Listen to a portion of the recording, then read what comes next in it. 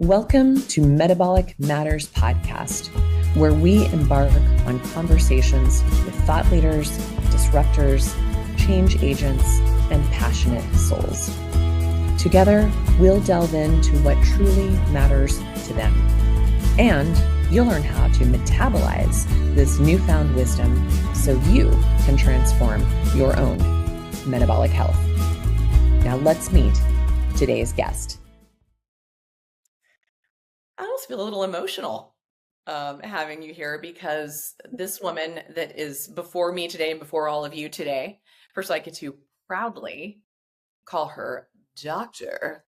Kayla Osterhoff because I've known you to be in the trenches of getting your PhD for some time now. So it's so much fun to be able to walk across that threshold with you and be one of the first to celebrate that new iteration of your life. But everybody, you are in for a treat today because this woman is stinking brilliant in her intellect, but she's also on fire with her spirit and her soul. And the two of us, I mean, this is what I love about the 6 degrees of separation and whatnot, that when people come together in very unique ways, I mean, other people brought our paths together and we didn't know each other just a couple years ago. And yet out of that, even though those other people are still very near and dear people in our lives and our hearts in other ways, at the end of the day, the glue that stuck and maintained a deep bond and a deep ongoing continuity and kind of plan for the future, Dr. Kayla and I are here on that journey still together, really linking arms and ideas and hearts and philosophies and hope and inspiration for the future. And so welcome, Dr. Kayla. Thank you. Thank you so much for having me. And something came to mind as you were explaining our path and journey together, which I think we've been together for 5 years now. And that was basically my entire PhD journey, which was about 6 years. So you knew me through all those iterations. And I heard a saying that people come into your lifetime for a reason, a season, or a lifetime. And you're definitely one of my lifetime sisters. So I'm so grateful that we are connected and get to work together and fulfill our purposes, linking arms. Big time. And it just gives me chills. And there's so many things. I mean, there's so many things where we came together kind of on a professional level. And then we also morphed our lives into, I got to bring some of my expertise into your world in a very personal level. And you've gotten to bring some of your expertise into my world. And now we're bringing our expertise together in a whole nother world that we'll get to later, potentially on some level of what's coming in the future. But one of the coolest things of how we came together was talking about this, and you talk about this on your websites and other places, this closing the gap in health science. And specifically because your passion is on the path of the feminine, however that is manifested, and whether it's gender specific or not, but beyond that level, the sort of divine feminine and whatever level, is to demystify that concept and specifically demystify the feminine biology through the process of good science. And before I break down like the areas that you and I have uncovered together of where you actually uncovered it, and I just kind of came along for the ride as you taught me of the areas of disparities in this arena. But your actual title as Dr. Kayla Osterhoff is neuropsychophysiologist. Before I go into those disparities, will you please define that mouthful of neuropsychophysiology is essentially the field that brings together neurology, psychology, and physiology. So essentially what it is the study of mind-body medicine, or the study of how the mind, the brain, and the body all interact. These 3 systems interact together to create the human experience. And this is where talk about, so even each of those, even in that mouthful, those 3 distinct things she talked about, that's actually how they're presented into the world, are these 3 distinct silos, and nary the 3 shall meet.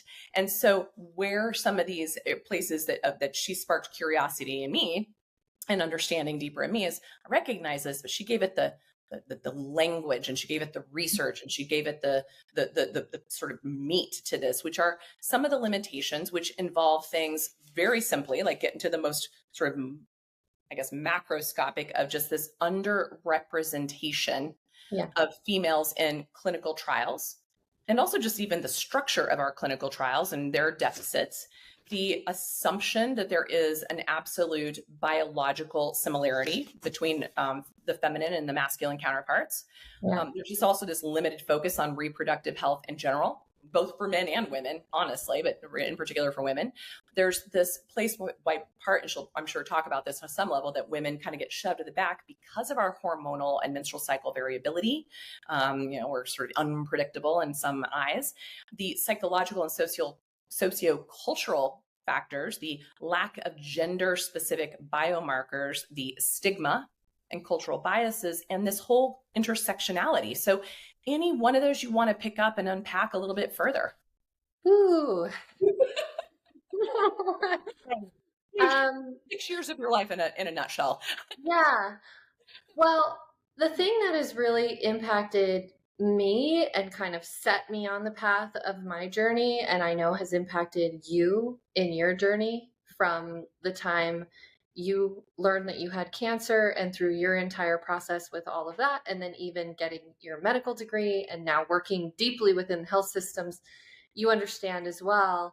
And it's really the experience of every single woman that I know, and very deeply the experience of the women within my family.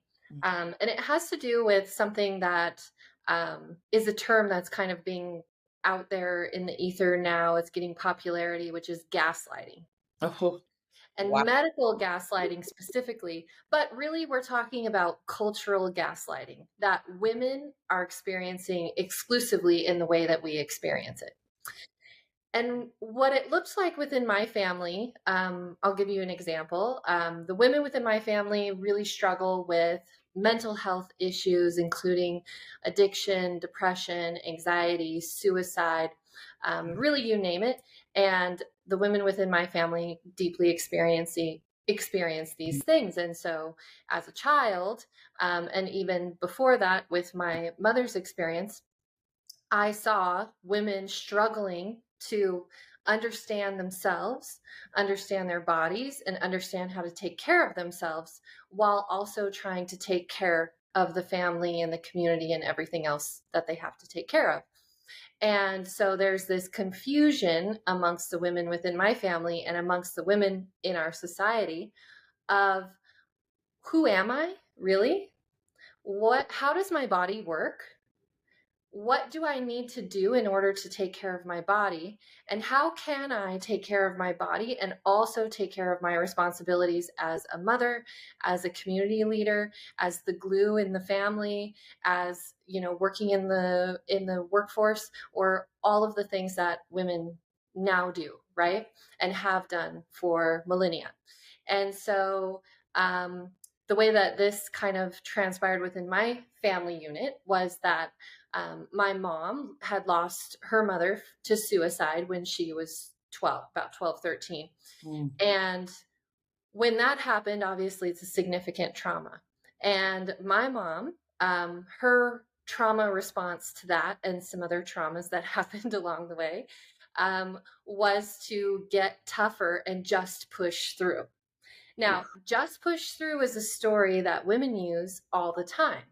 How many times have any of the women listening to this said during their menstrual cycle, during menstruation, when they feel like, maybe they don't have as much energy as usual, or they might be dealing with some kind of menstrual symptoms, and maybe they're having a little bit of brain fog, and they still hold themselves to this really high bar of being able to perform like Superwoman, right? And so what they say is, I'll just push through. Mostly because we don't really understand what's going on in our bodies and that the needs are really changing, and how to take care of ourselves. So my mom never learned how to take care of herself. She just put on her armor and she went out there as Superwoman, and she did a really amazing job. Like, she raised 4 of us kids, had 3 jobs sometimes at a time. We were a very kind of low income family. And so my mom really had to work really hard in order to maintain our family unit. And then also she was the primary one to deal with all the kids, right, in the family unit. So she was taking care of everything at home. She was working 1, 2, or 3 jobs at any time, and really making sure that all of us kids were taken care of, that we had food, clothes, and that we were okay, right? Yeah. And she did a really Nope. good Yeah. and she was known by my friends to be like the strictest mom. They were like, oh, we don't want to come over to your house because your mom's too strict. Because my mom was very crack the whip. You know, you come home, first thing you do are your chores. Second thing you do are your homework. If it's still light outside, then you can go outside and play. And these were just kind of the way that she ran the family. Very tight ship she ran. Mm-hmm. And then her purpose being us kids and raising us kids, because that was all she knew, right? As we all grew older and started to leave the nest, well, things started to fall apart for my mom, because she was then having to look into herself and also experiencing all these crazy symptoms of health issues that she had no understanding of. And every single doctor that she went to, all they would prescribe is 2 things. They would give pain medication and they would give antidepressants. And of course, so she's popping her pain meds and her antidepressants, and she's like, what the hell? I don't feel any better. This is all I know to do, because she has no understanding of her body. She has no understanding of what's going on with her. She really doesn't have an understanding that she's even traumatized at this point. And so she's taking all of her pills as prescribed, and that turns into a full-blown addiction. So fast forward from that to my junior year of undergrad. And my mom had 3 overdoses that year. And that was when I discovered she was so high functioning and really good at hiding it. I didn't even know she had an addiction. So I found out the first time when she had an overdose and almost died. And when I went to the hospital, the doctors were saying, what did she take? What did she take? And I'm like, nothing. What are you talking about? Like, I have no clue what you're talking about. Like, help me. My mom's dying. We don't know why. Tell me what's going on. So found out she had a full-blown, like, very significant opioid addiction. That same year, she overdosed 3 times and landed in the hospital each time, had a stroke, has significant brain damage from it. Luckily, she is alive and well to this day. Whew. But that was a huge wake-up call for me, because at that point, I was on a track to become a physical therapist, and I was going to go to physical therapy school. I was working in a physical therapy clinic. And when that happened, I put the brakes on everything and I said, no, something is seriously wrong with our health system. And something is seriously wrong for women within our health system. Because even in the clinical setting, the patients that I was working with in the orthopedic clinic, the men had significantly better outcomes than the women. Time after time. It was just repeating. And then now I'm going through this experience with my mom and dealing with these doctors and what are the options to deal with addiction. Well, they're not very good. I'll tell you that. And for women, it's a total shit show. Like, nobody knows what they're doing out there. And they're just putting women through these protocols that are designed for men, which we can get into later. So anyway, that was my wake-up call. So at that point, I pivoted. I went full into public health, and my goal was to work at CDC, because that was the one, that was the highest level I could go in terms of having an impact and understanding the health system and really dealing with this opioid crisis and figuring out what are all these underpinnings within. So got my master's in public health, got the job at CDC, moved across the country to Atlanta, and started working at CDC. And when I got there, I realized very quickly that it was a very male-centric and competitive environment, because I was a health scientist. So working in the science, it happens to be a lot of men, though there are a lot of women working at CDC. I would say more than probably any other government agency. But it was extremely competitive and very, the culture was very male centric and very much cultured around burnout. And what I found out quickly with my own health is that all of the things that I knew how to take care of myself, even with an undergraduate degree in health ecology, a master's degree in public health and epidemiology. Everything I had learned up to that point, these tools weren't working, and my health started to deteriorate. Even though I was eating perfectly, I was exercising, I was meditating, I was doing all of the things, but none of them were working, and my hormones started to deteriorate. And to the point where when I eventually had gotten my hormones tested with a functional doctor, so I kind of left behind the traditional health system because there were no answers there for me, went into functional medicine, got a whole gamut of labs, and found out that I had the hormones of a 90-year-old woman. I was shocked by that. And what I was more shocked by was that even my functional medicine doctor had no plan and no real education on how to get me back to a place of balance, and really couldn't describe or show me how to take care of my female health and biology. So that's where I branched off and went on my own journey of studying, and then eventually got into the PhD program and focused specifically on women's neuropsychophysiology. And from there, and also working at CDC through the majority of this time, I clearly saw behind the curtain of our health systems to see that women are completely disregarded and left behind and just lumped in with men. And that's because the data that we have is on men, male bodies and male centric. Yeah. And I want to be clear, because if anybody's just tuning in right now or doesn't know you, I hear this when I've seen discussions around disparities in women's health, men's health. A lot of people jump on this. Oh, you're just a male basher, or man hater. Yeah. You're really dissing on the patriarchy.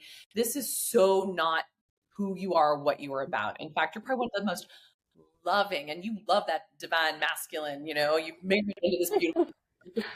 How do you respond when someone inevitably thinks you're a man hater? So my fallback on everything, anybody who doesn't like my position or doesn't like what I have to say, my fallback is data and research, because that's a language I speak.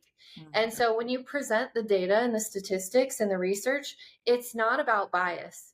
It just is what it is. The facts are what the facts are. And the facts are that women have not been and still are not included in our scientific inquiry, not only in the United States, but across the globe.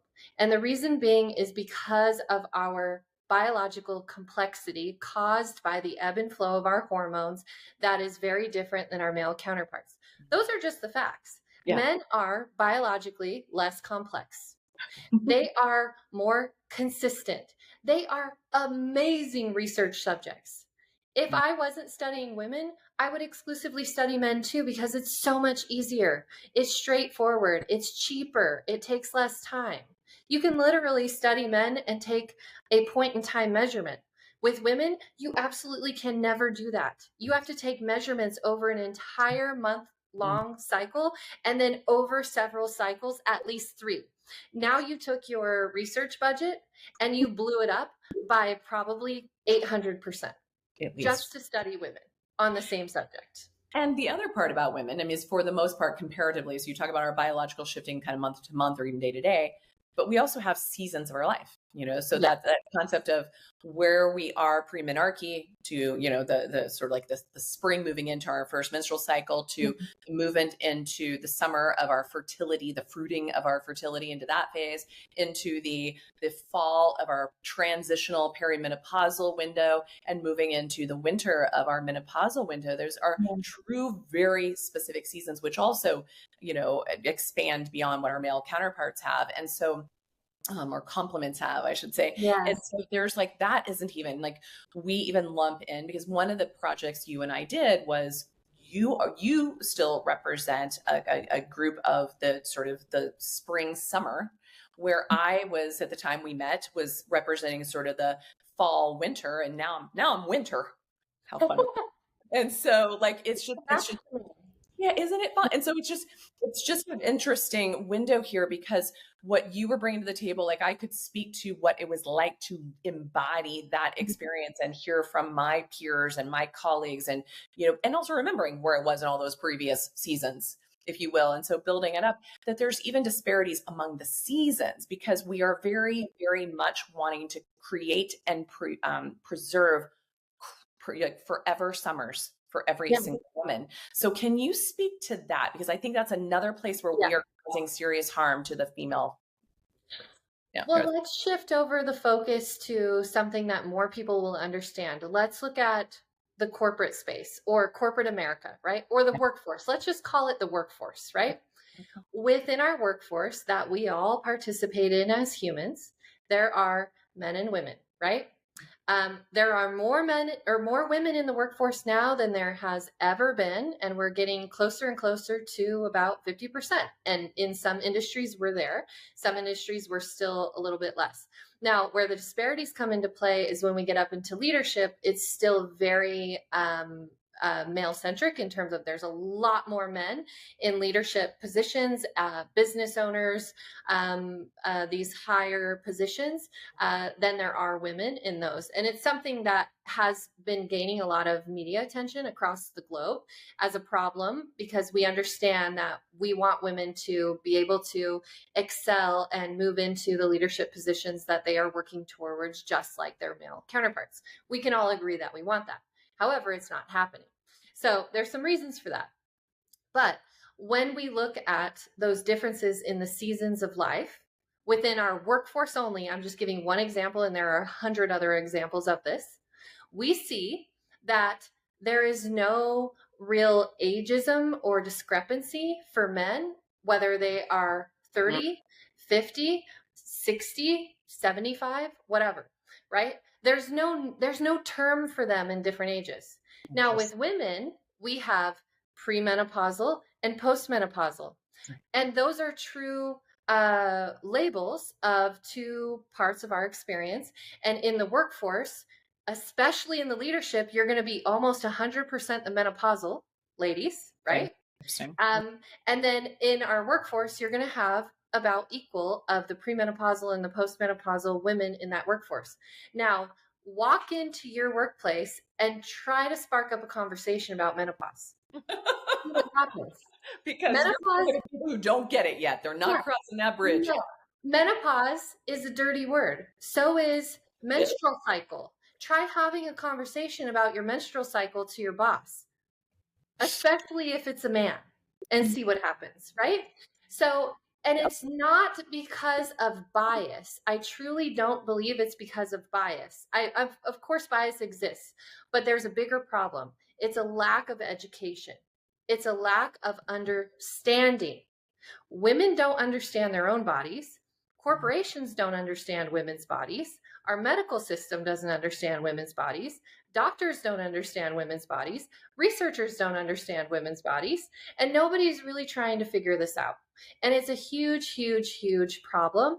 And it plays into why we get to this place where we can't even talk. We can't even say a word that accurately describes our experience as women in the workplace. Interesting. Super interesting. And, and so what a good example. I mean, that's very new information for me to think about that, and think about too, like the cycles or the seasons of life of even women in leadership to women not in leadership, of how do we create good communication, understanding of each other's beings in that space, as well as bringing the men up to speed as to what's going on in all these seasons as well. Yeah. But I would love to, I do this one. I'm going to kind of hold your feet to the fire to come back to this one, because now that I've crossed that threshold into the winter season, there's also this thing I see, like I was just at and this is it's not a judgment, it's an observation. So I just went to A4M, which is like the Super Bowl of integrative medicine out there. Yes. And I mean, there were thousands and thousands of people in attendance. And what I'm seeing is like the theme of this year was longevity, but really it's not longevity, it's anti-aging. And even more specific to that, it's how do we make this container to the outside world look like it's not, that we're still in our summer perpetually. Yeah. And so when our focus is on this very external experience and witnessing of that, there is still what I witnessed in that. And I know, believe me, because I met people who are going under the hood and looking deeper. But Yeah. the majority of people, even in my field, are very concerned about the external and about the perpetual summer preservation than they are about the natural seasons of support, of thriving in whatever season you have arrived in. Mm-hmm. Can you speak to that a little bit and what might be happening in terms of changing the ability to be truly optimal when we are fighting against nature's process? Well, I think that that is an unwarranted distraction, and it's causing further confusion, especially for women, because instead of just trying to understand our basic biology and this hormonal shift that no matter how much biohacking stuff you do, you're going to go through perimenopause and menopause at some point, and your hormones are going to shift. Do you understand what that process is going to be like and how to really support yourself through that process? Or are you burying your head in the sand and saying, I'm not going to let that process happen, because that's not possible? So to me, it's a distraction from what we should be focusing on. And we have to back way, way, way up with women. And that's exactly to your point of, it's not men versus women. It's coming to a place of equality. And so just naturally, because of how much data we have, men are here in terms of health, healthcare, understanding their bodies. I'm sure we still have plenty of ways to go, but women are way, way down here. So we have to do the work to bring it here first, and then we can both go up and we can optimize from there. But we can't optimize from a system that we absolutely don't even understand how to support, just to maintain basic health and basic function. Yeah. So what I would love to see at a conference like that is a discussion around how can we close the gender gap within our health research, even in these studies that we're looking at, like telomere length and all of those things, right? So even in those studies, we're still not appropriately studying women. So what I mean by that is, just take a look, go to PubMed and look for any research, especially one that you remember that there were women included. Right. So then it has to pass the test of these checkpoints to know if it appropriately included women and if the results are actually accurate and applicable to women. So first checkpoint is, how many participants were male and female, right? Already you're going to lose the vast majority, because the vast majority are going to be exclusively or mostly men. And the reason being is because they're cheaper, easier to study, all of that stuff, right? So it makes logical sense. So now we got the grouping of studies, the handful we have here, that equally included men and women, or were exclusively women, right? Okay, that's great. But now we've got to dig a little bit deeper to understand if they did it right. Now, we have to look at how they collected the data. Did they collect the data through all 4 significant hormonal checkpoints if the women are within the active menstrual cycle? So that means that they have to either be collecting data on whatever they're doing every single day through an entire cycle. And in addition to that, we have to at least look, did you only study 1 cycle? Already, results are irrelevant. You have to study at least 3 cycles. So you're looking at least a 3-month study. My dissertation, I studied women's neurophysiological biometrics across the female hormone cycle, and I had to run the study for 4 months. All of my colleagues, all of my PhD colleagues within my school finished their data collection within a week. Mine went 4 months. Wow. I did that to myself because I refuse to contribute negatively to this gender gap. So did they collect the data correctly? So you got to look at how many cycles. You also have to look at how did they calculate the cycle phases? How are they accurately determining what are the phases of the cycle? When does one phase start and one phase end? And then also, what is the length of the full cycle? Again, going to biological complexity, every woman's cycle is like a unique fingerprint. It's totally different. Thank you for that. Not that. only that, we can have different cycles every single month. So 1 month could be 30 days, 1 month could be 28 days, the next month could be 36 days, right?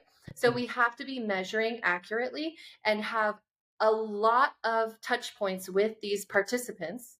I had to speak with my participants almost daily, all of them, the Amazing. whole cohort. That's the level that it's going to take. Super expensive, super labor intensive. Okay, so did they do that? World.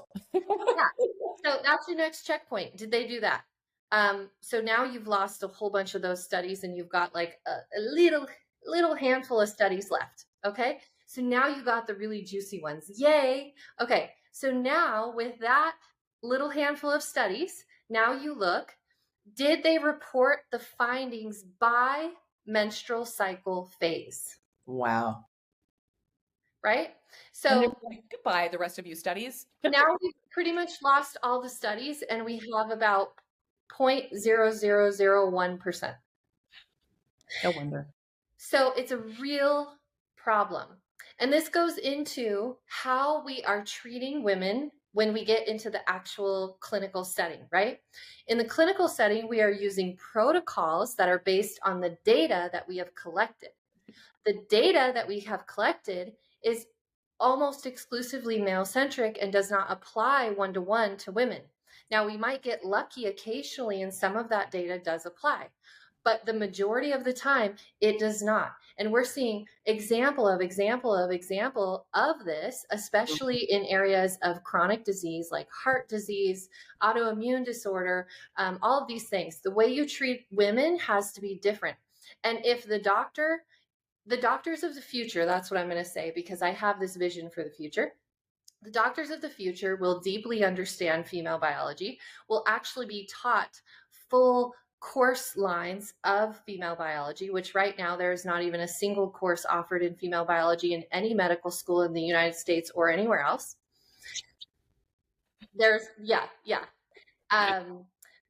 So there's reproductive health, right? But that's not female health and biology. So anyway, so the doctors of the future will, first of all, when any woman comes in, will understand the female biology and physiology in a way that they currently do not. They will start to take measurements on that. That will be the first frontline intervention and information that they have to collect is understanding the status of this woman's menstrual cycle and hormone status, whether she be actively cycling or post menopause cycling, because there's still there's still many key differences in the female biology, whether it's post-menopause or premenopause versus male biology. And then what they will do is they will prescribe and treat, changing the doses and aligning the treatment with each menstrual cycle phase, understanding that there are such differences in the physiology that you have to change the treatment across the cycle. Oh my gosh. So that's what we're missing. And here's where I just feel like kind of a recap of like the dream, the how it should be is, first of all, I just want the listeners to understand that, like, for instance, we give thyroid medication to replace thyroid function when it's not working well. And yet the reality of the physiology of that is that never, ever, ever is your thyroid on like autopilot, which is how we medicate it, right? It should be blipping around and up and different things, right? Well, that's just thyroid. But when you look into the female hormones, the same thing is where we're putting people on, say, birth control or exogenous hormones for whatever reason. Yes. You know, to either invoke pregnancy or to help with perimenopausal symptoms. We are doing the same thing of like expecting that you will be the same level all the way through, which also is inherently not natural and goes against this internal, like there's a process that's happening. And so there will come a time and a place when we look at the variables that you talked about, the millions of touch points and metrics that we can measure, even the epigenetics, the single nucleotide polymorphisms of how your say how your hormones metabolize. And then we can even look at your metabolites, like, okay, well, what things from the external environment and things you're putting in, on, and around you are changing how your liver is functioning, for instance, phase 1 and phase 2 detox pathways, that medication that might have done one thing the day before is doing something entirely different the day after. Why the F do we have anybody on any pharmaceuticals of any kind? Because this lies the problem that none of us are meant to be a constant, and our body's always working so hard in this homeostatic process, but add a layer of the feminine to this, the female psycho neurophysiology to this dynamic. And you've got a whole nother wily coyote to work with here. So what is showing us is that we are so far from this. Like she said, we are buried. We're like underground. We don't even have a sprout coming up yet. And Kayla is bringing us, she's like planted the seed in the last, 7 years of her time at CDC, 6 years in her, or 5 years in her PhD program. Now her doctorate is here. Now the real work begins, in some ways. But it's like, that's just it, is what now you've just shared a very complex thing, but we're going to throw another curveball at the group. Yeah. All right. Because here it is, you can go, wow, look at this in the healthcare system. This is what needs to happen. And you get excited about what Kayla's describing and how maybe that'll spill out into education. But because of your experience being in the belly of the beast, in an organization at the highest level of interface of policy, systems, education, politics, financials, research, all the things, you recognize that just coming in and getting women's physiology figured out and educating them and saying this is how you should be treated is still the tip of the iceberg of what needs to happen. Can you tell us where we're going with this? The lack of understanding of women's biology. So if we just want to call the problem that, obviously it's a much more complex and a much deeper problem than that. But if we would just want to make it like a basic thing, a global lack of understanding female biology, understanding female bodies and what to do with them in order to keep them healthy. So nobody has the answers on this because we just have not figured it out, and we haven't done the research to figure it out. And we certainly don't have the education to teach how to figure it out, right? Yep. So we'll call it that problem. But that problem is an economic problem at the end of the day. It's a global economic issue.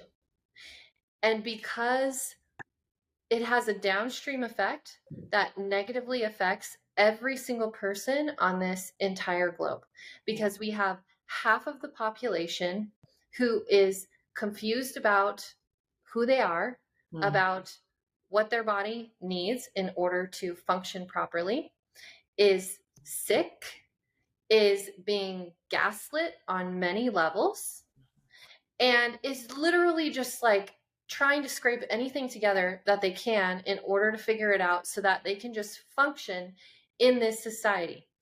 What we're seeing across the globe, and this has been gaining global attention in the last 5 years, and it's becoming a huge economic crisis, is that women are exiting the workforce at mass. And it's not just in the United States, it's in every single country. So and then when we had COVID experience, this perpetuated this on steroids. Right. And now since 2020, we have been perpetually experiencing the global mass exodus of women from the workforce, and it is not coming back. Even though everything is back open, men have come back into the workforce comparatively, and women are not re-entering the workforce. It's a big, big problem. And the reason why is because women inherently know that the structures and the systems, the environment, the infrastructure, the policies don't match their needs. And that's because of the root problem that we were talking about. That has to feed in to create inclusive, appropriate policies, inclusive, appropriate systems, corporate structures, workplaces, work culture, environments, infrastructures of cities, all of these things, right? So women automatically, just as being born as a woman, we have an uphill battle, not only to figure out our bodies and how they work and try to do our best to scrape together the bits and pieces that we can figure out, but we also have to go and perform in an environment that is not designed for us and in harmony with our bodies and our needs whatsoever. Wow. So it really is a difficult path that I think gets poo-pooed a little too much. And it has nothing to do with feminism. It has nothing to do with us versus them. It has to do with people having an opportunity in order to succeed and be healthy. Every human should have that opportunity. Absolutely. You're talking about equity and equality. And equity is about getting you up to the same place to even have a starting point together. Yes. Equality is about what's happening above that. Necessities have been met, and then we go. And this is what we're so like what's happened in the last few years. Like you said, it was already picking up momentum, but the last few years really shined a light on the underbelly, the vulnerabilities of this, and the burnout, the suicide rates, the explosion of cancers and autoimmunity and all things. Our genetics, our biology is no longer matching the fabricated environment of our times, be it at the home front, the planetary front, the corporate front, wherever. We're going against literally nature.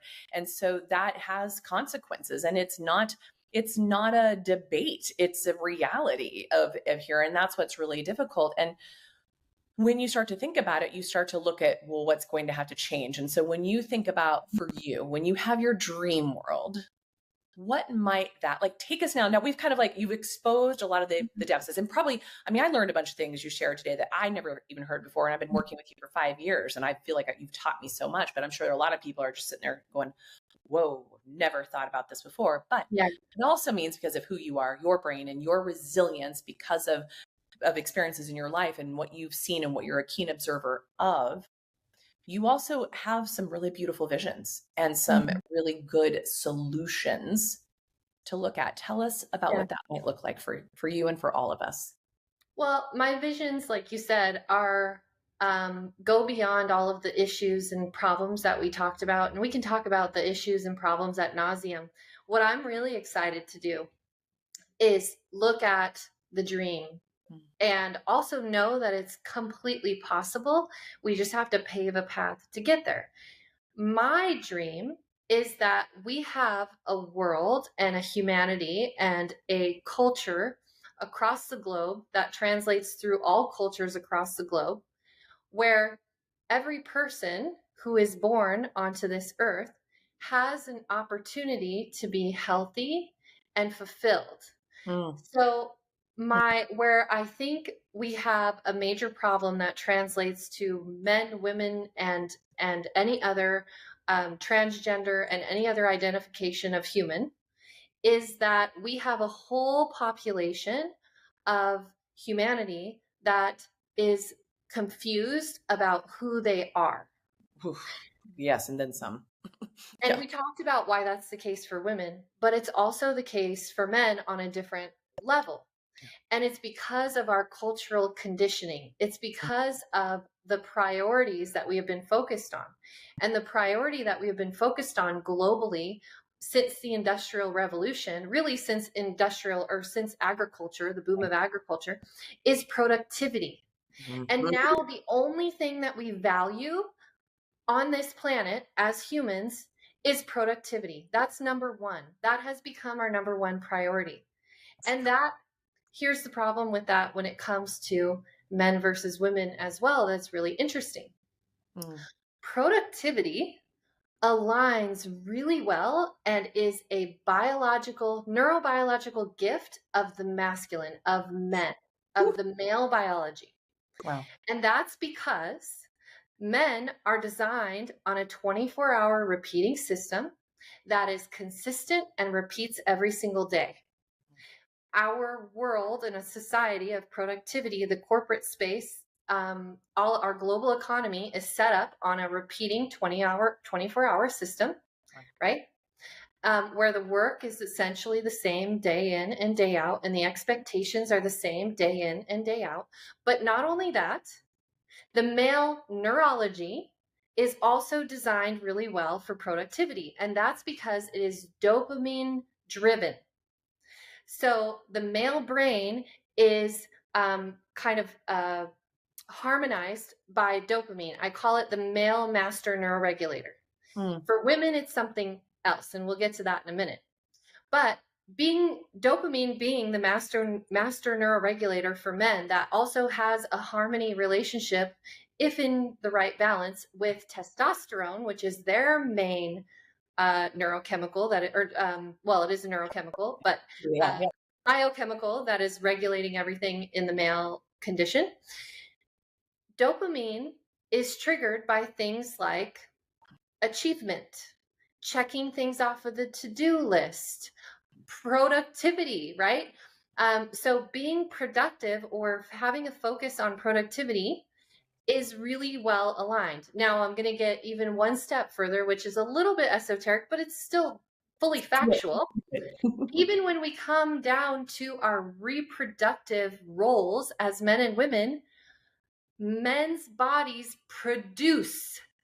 Women's bodies do something else. They create. Receive and create. Right? Yeah. So now we look at what is the gift, and it's not that men and women don't have these qualities. Everyone has these qualities. But what is the natural gift of each when we're talking about a neuropsychophysiological perspective? So for women, the gift is creativity or creation. Beautiful. And this is not a linear process. Yeah. Creativity ebbs and flows, just like our cycles in our bodies. And the women's bodies are set to a 28-day-ish, all women are different, right? Cycle that completely ebbs and flows through 4 different phases, all the way throughout, where there are neurological, metabolic, and physiological benefits and gifts that happen in all 4 phases, and then also in each of the life phases as well. So it's not a linear path. It's up and down, it's sideways, it's frontways. It doesn't look linear. Yeah. And then when we go into the brain, the master neurochemical for women that regulates everything else that we talked about for men and with estrogen and progesterone is oxytocin. And this is the hormone that is all about connection. People call it the love or the cuddle hormone, but that's not fully accurate. It's about connection. And women happen to be about connection, connecting their communities together, connecting their families together. In their leadership roles, they're typically involved in connectivity of the organization, right? Because it's a natural role that we play.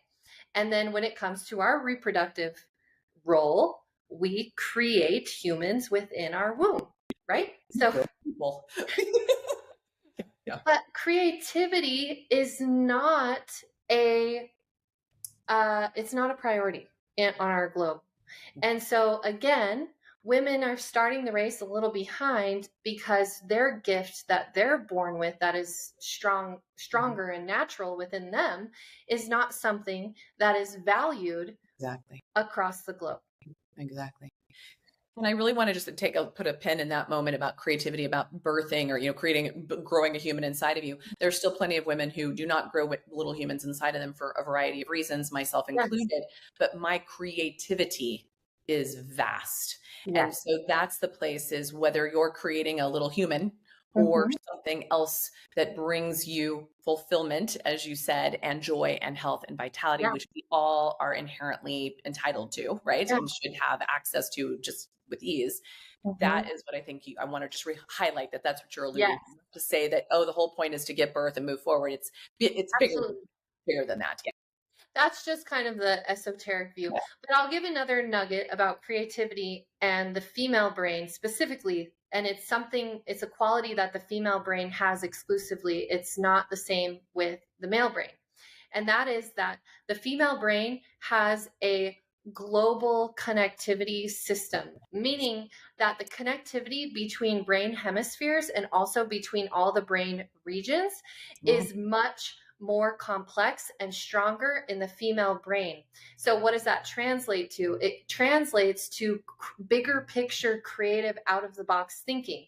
And again, it's not an exclusive female quality that men don't have, but it's something that women naturally, inherently have and tap into just naturally. They don't have to try. That's just going to be their natural view. Their default is to that place. And my understanding, to take it further, is also the ability that I've seen a lot of the research about women's ability to multitask in a much more interesting, for lack of a better word, productive way, efficient way, or way here than the men's brains that are more in that linear and compartmentalized way. So is there anything to add to that nugget as well? Or is that kind of an expansion of what you just shared of the neural networking systems thinking?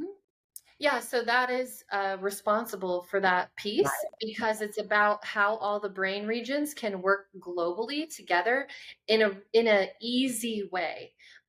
So even when you look at, there's some really interesting things. I mean, I could go on about the female brain for just days because it's so fascinating. And some of the research that is now coming out, thank goodness, is just blowing my mind and makes so much sense as my experience as a woman.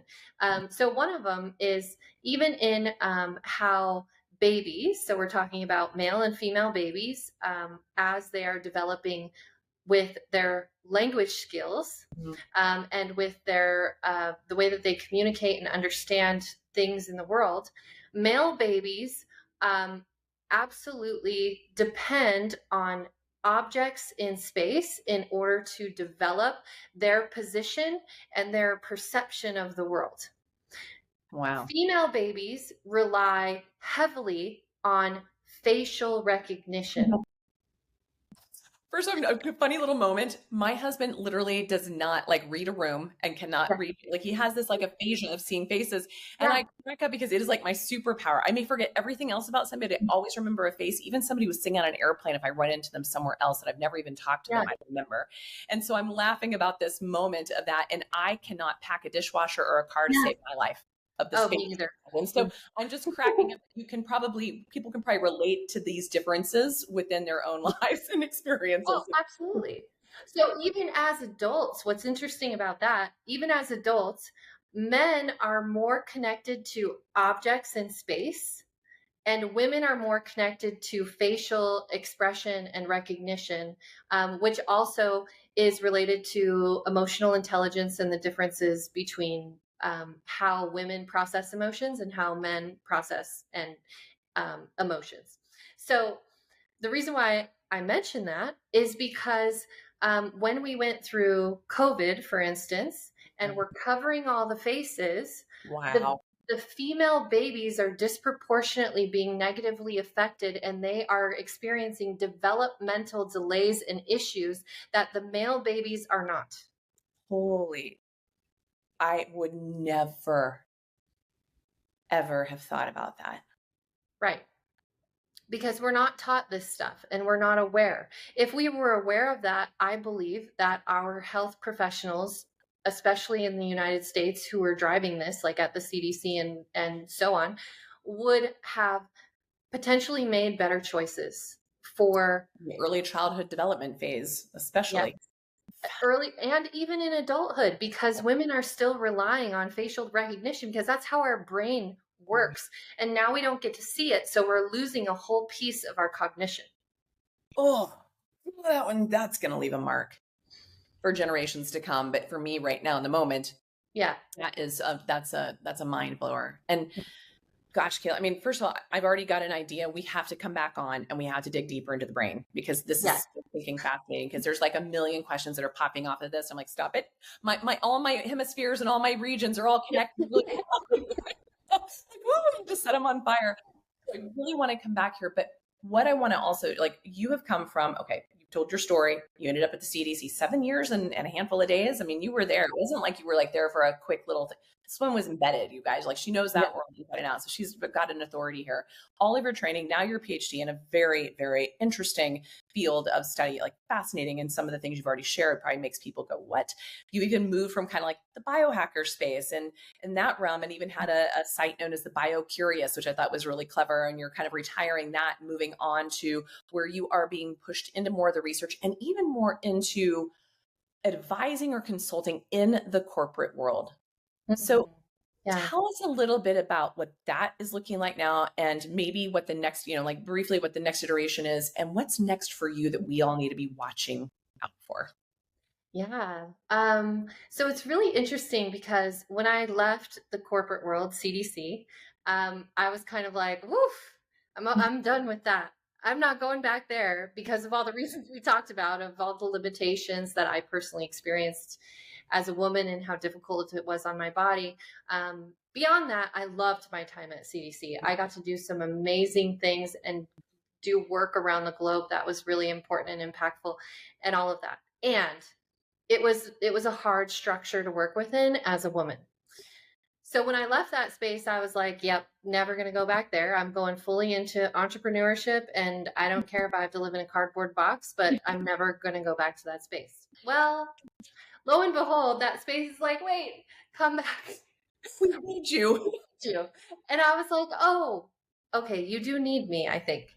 So what I'm really excited about is that corporations, not only across the United States, but in Canada, the UK, Australia, I've worked across Europe, they are hungry for solutions to this problem of women leaving the workforce at mass. And they really, really want to understand women so that they can support that half of their population, of their human resources, right?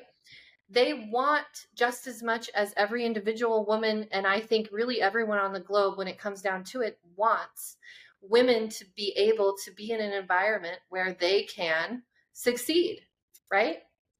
Where they can thrive, where they can be healthy, where they can be happy, where they can bring their gifts that they bring as the feminine to these organizations. So with that, corporations who have been privy to my work, and I'm so grateful that it's kind of spreading like wildfire. And I also hope that I'm not the only one out there doing it, because we need so many more people shining light on these problems. They are craving and asking for solutions, and it's coming through the movement of diversity, equity, and inclusion, which everyone's heard those things, right? We are pouring millions and millions and billions of dollars across the globe into this space and finding no real solutions. And corporations are tired of wasting their money and not seeing any results. So what they are now understanding is they have to back up, get some more information, and then they have to really critically look at their structures, their policies, their infrastructures, their culture, and all of the systems that they have within their organization, and then also be able to take that information and be able to restructure to create an environment that's more conducive for all people, no matter what gender or identity or body they have. And even so of those experiences within just the flow of life. Yeah. And so I've just been amazed that the world's opening up in this way. And I really thank the COVID experience for opening this door, because that was the eye opener for everyone. And then when women were saying, I'm tired of this, I've gotten some other kind of experience now, and I'm not going to go back to the rigidity and something that doesn't work for me. The corporations were like, wow, okay, we have a problem. And there's a lot of studies that have come out that have shown that women in leadership positions outperform their male counterparts. And I also think it's because, we start the race a little behind, so we work. Not that we're better positioned to do these things, but what it does show us is that if we create an environment where we can allow women to come into these positions, we are going to have more balance and harmony and success within our corporations, and more healthy corporations and communities that can thrive. And that's really what we all want. Exactly. And on the same coin, now I am being brought into the government policy space as well within the United States and also Canada. And I'm so excited, beyond thrilled, to see that our politicians are waking up to these issues and also wanting real education, real solutions to create more equitable policies for our globe. And so I'm very, the vision that I dream of is really becoming a reality and possible. And I'm just grateful to be able to play my role wherever that is. And I'm excited to see where humanity goes, because I think we're going in a positive direction.